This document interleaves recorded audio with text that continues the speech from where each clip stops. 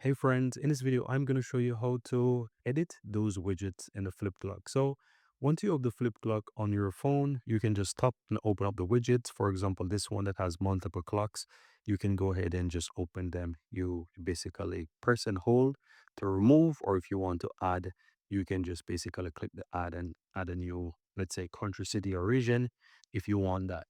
No, let's go. No, this is another style of widget. Again, to modify this, you can tap on it. This is going to open up the app. As you can see, this is what it looks like when you open up the app. But to modify, you just swipe up and you're right into those different settings that you can change. So that specific one is basically the clock widget, and you can tap in it and you can choose different widgets that you want, and you can add, or you can basically click to change the colors. And this is how you can modify your widget. So as you can see right here, you have the colors as well. You can just change if you want to go into the colors and so forth, right? So that's basically how you can edit.